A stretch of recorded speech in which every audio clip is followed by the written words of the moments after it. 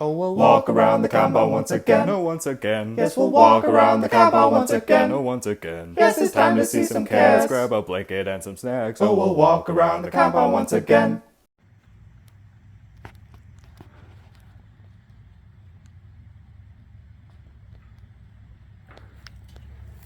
Another hot one. So I got done filming the last one, and then I'm like, cool, we didn't overheat. Good job. Went inside just to kind of give the device a rest. So I literally just took my phone and threw it in the fridge and sat and just watched a little bit of TV. Now I'm coming out to do this one. Hi, baby. You're another oddball. You're another one of those oddballs who you have an STU, you're not afraid of it at all. Like, you can go in there, like, and I see you in there, but there's a lot of times where you just stay outside, and that's kind of interesting. Maybe it's one of those kind of like, well, you know, it feels like the heat feels good on my joints. Could be one of those types of things. The heat feels good on my bones. Hello all you big cat lovers out there, it's me, Derek, again. Welcome to another super duper fantastic episode of the Walk Around the Compound webcast. And I checked the temperature, you know, before filming this one. Yeah, whoa, goodness. Squishy kitty, wow. I know, it cooled down, right? It cooled down so much. Because the last one, when I was filming, it was 109 degrees. And I just checked the temperature before turning the camera on for this cast. 108.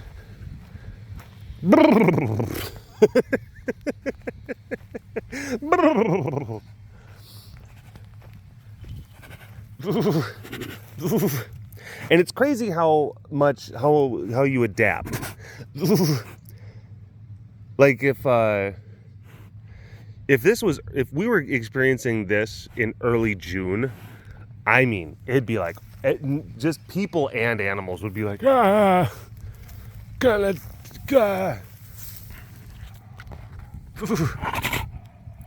But after you've been in it for a few weeks, there is a thing where it's like bodies, they adapt. I'm not sitting there saying that, oh my gosh, this is just super fine and I'm gonna celebrate it. I'm gonna do Snoopy dances. That it's as hot as it is, as often as it is, for as long as it is.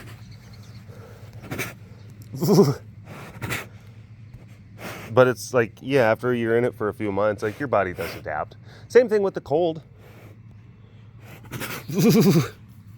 When you first get that cold snap, and this is no matter where you're at, but when you first get that cold snap, you first get that like snow type stuff coming in.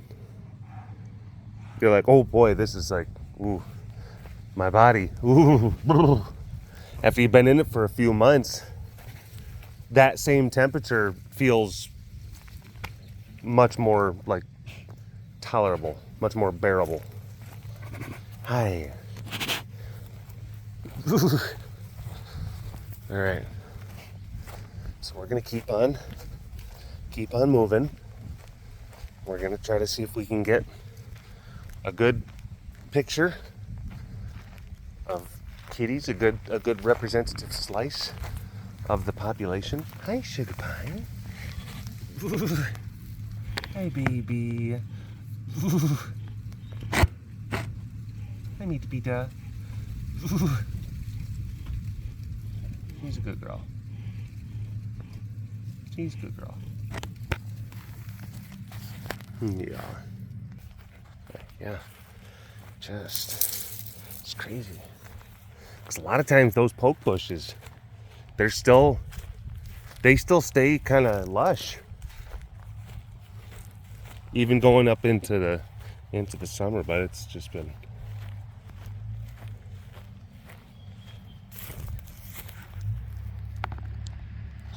more hot than normal.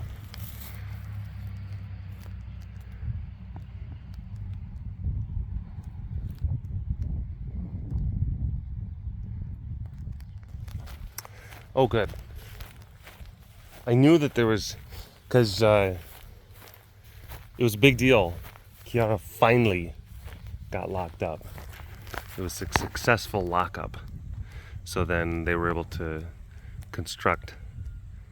And that's actually some of our old kennels that we would use. Some of the kennel panels that we would use for various enclosure spaces inside the sunroom and various enclosure spaces like outside of the sunroom. Like those panels like were ones that we used for Raven and a lot of her spaces. They're really good.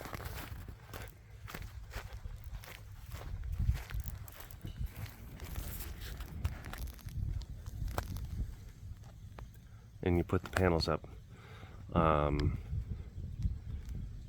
because if you don't, you run the risk of kitty cat like kind of rubbing the tree so much, and you start rubbing like a layer of bark around that bottom part, and then the tree gets too exposed and it can't transfer water and nutrients up like it's supposed to. And then it can get sick and it dies. Either via like claw, or they're just rubbing their bodies too much. A lot of it's claws. It's like this. Oh my gosh. Finally they put the scratching posts, precious, up and down. And it's like, you have boxes for that. And I'm like, yeah, but there's bark. That's so cool. It's more crinkly. I want to put my pizza on it. Please don't. Tree doesn't like that. And then the cat's like, but what about what I like? But what about what I like? Hi. Hey, pretty. Hey, baby girl.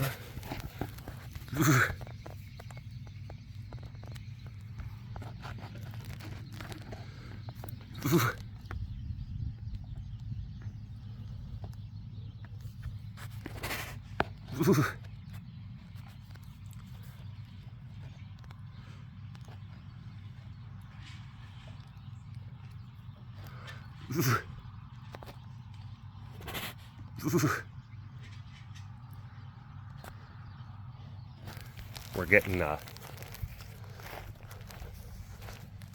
there's an alert that was put out by the, I think, more of NOAA, like the National Oceanographic and Atmospheric Association, basically saying that there's going to be an El Nino this year, which is Spanish for the Nino. And El Nino is a naturally occurring oscillation primarily in the Pacific Ocean. And it's like a chain reaction of like large scale things that happen that can cause widespread, like hemispheric level weather changes. Whoa. Whoa.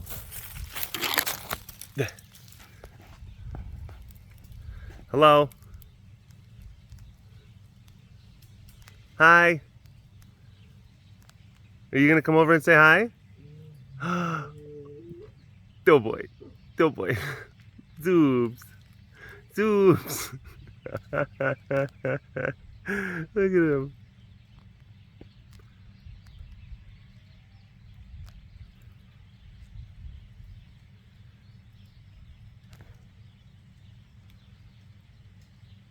Oh, Zuby Teresa over there.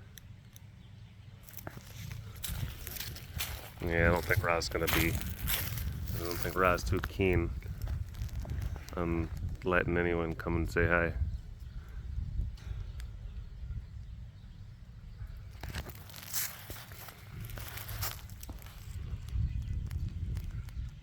Good boys. Good boys.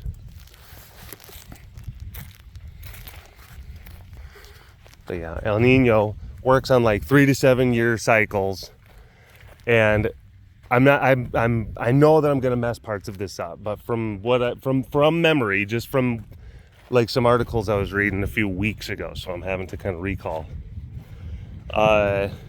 You get some cyclical pressure differentials that are like kind of unseasonable pressure differences. Hi. Wow, that was pretty cute.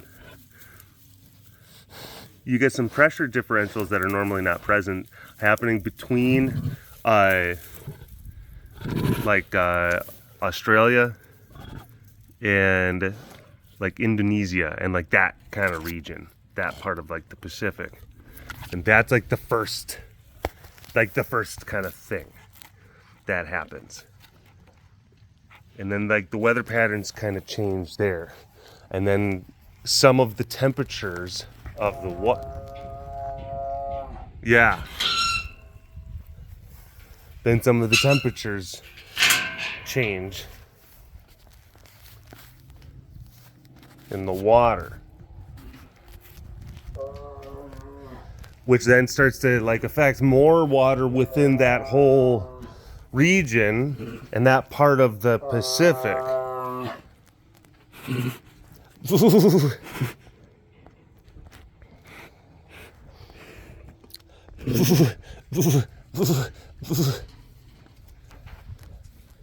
And keep in mind, like that's like when you talk about like the Pacific, like you're talking about kind of like the western part of the Pacific, and it's also basically intersecting.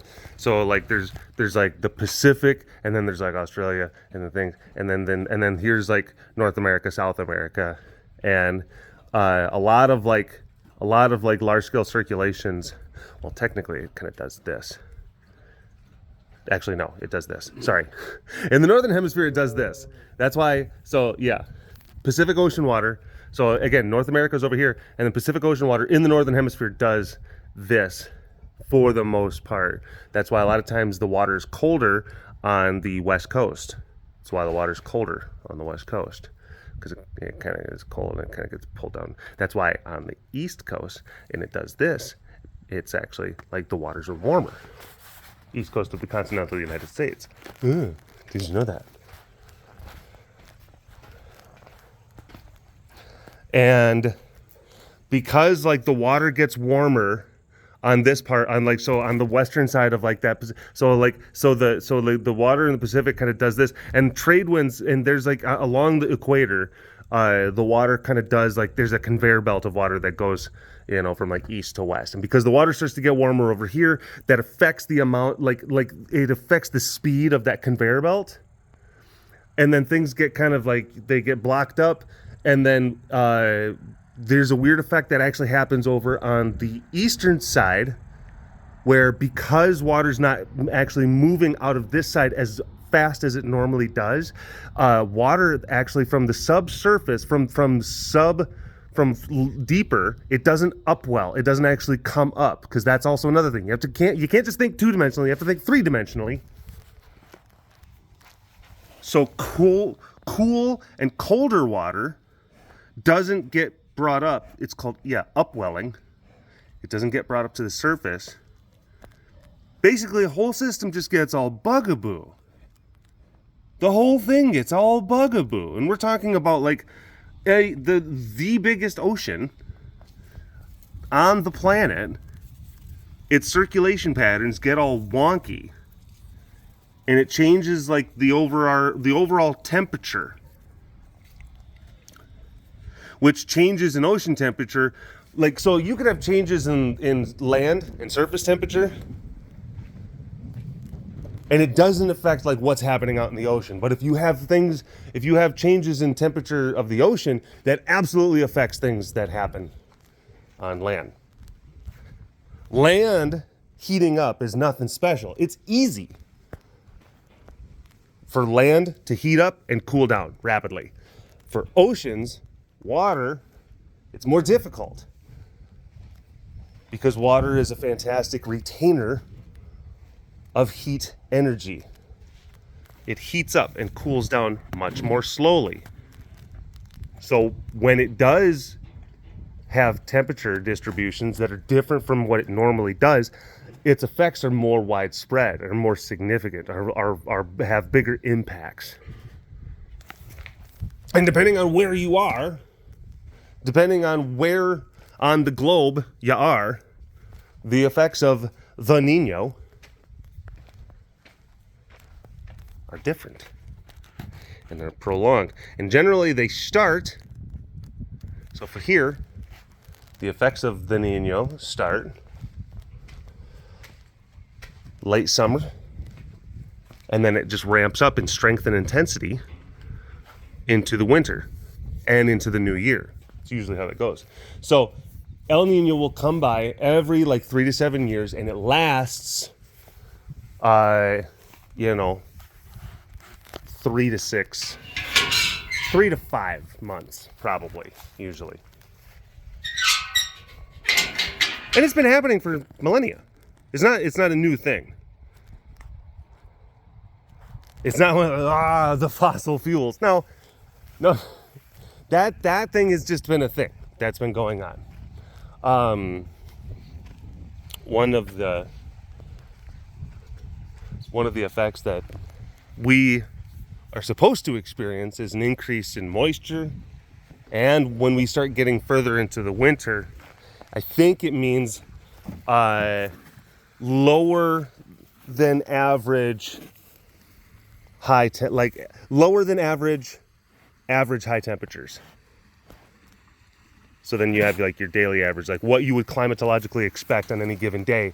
And then basically, so it's like, oh, normally on December, 22nd, it would be this temperature, but in an El Nino year, can expect it to just be like, meh. Like that. That's what I'm saying.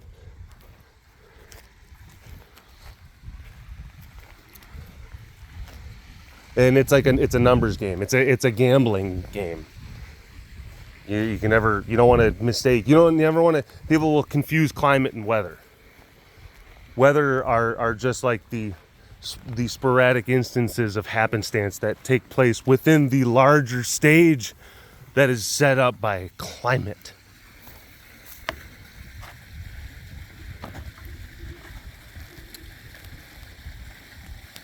So yeah, it's interesting. It's fascinating. Meek, meek, meek. We have been seeing more thunderstorms in and around the area just in the last week, which that's exciting. That's exciting.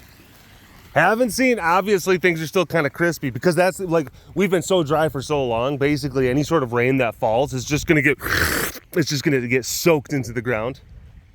And the ground's going to be like, more. More. And the other thing too is that a lot of times the air is so dry that you'll have a thunderstorm and it's like, it's doing its thing, and it'll rain, and then the rain actually evaporates before it hits the ground. So it's such a weird, it's like rain. Nope. it does that, yeah. So it's weird. It's freaky because you'll see thunderstorms on a radar.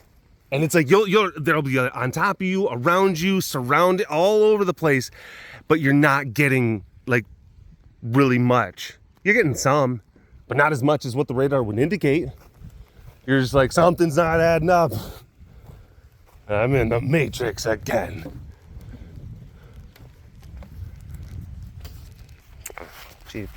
Jeeps, I walked right by them. Actually, technically, you could think of Will. I should have like gone and talked to Will during this whole thing, because El Nino is Spanish for the boy.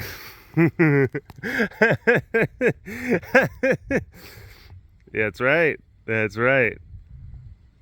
The Pacific Ocean water, Will changes the temperature of the Pacific Ocean water, and it causes the weather to act weird for like 3 to 5 months during the winter. Will has got many talents. But it was called the boy because it happened around, because a lot of times it gets like, its peak intensity will happen like around that Christmas time. So of course the boy, Jesus, and the kind of the association with the calendar for that. And it was first noted by Portuguese fishermen like 400 years ago, I think. Someone's gonna have to look it up on Wikipedia, see if, just so I ain't whistling Dixie. Know what I'm talking about?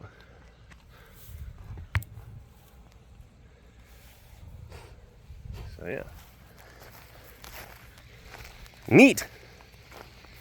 Sorry, this turned into a... Usually I just keep my weather talk to the first couple of minutes, but this one, I felt really compelled. I felt like, you know what the people really want to hear? You know what they want? What they need? What is that? That is like a stork or a heron? That's a water bird. There's no water around here. What are you doing? Where's the water? There's I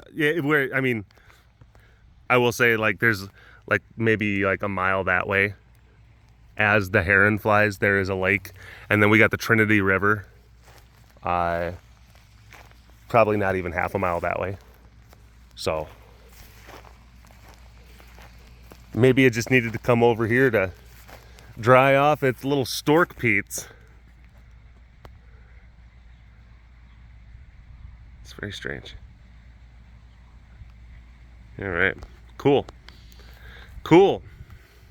Anyway, thanks for watching this episode of the Walk Around the Compound webcast. Hashtag Dorbus Award in the comment section below. Like and subscribe for all of your big cat goodness. And if you want to learn more about the facility around me, you can always visit the website carerescuetexas.com for more information. You keep them tigers fed. Big shout out to the extra fancy patrons. I see you. You are so fancy, and thank you so much for your continued support. We'll see you next time. Hi, Momo. Hi, Momo. Oh, thanks. Appreciate you. Wow, both of you. That's great. All right. See you later, y'all.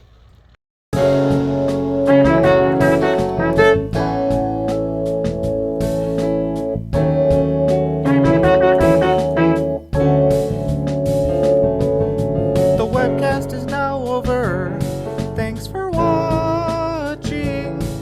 You should like and subscribe for more Big Cat content.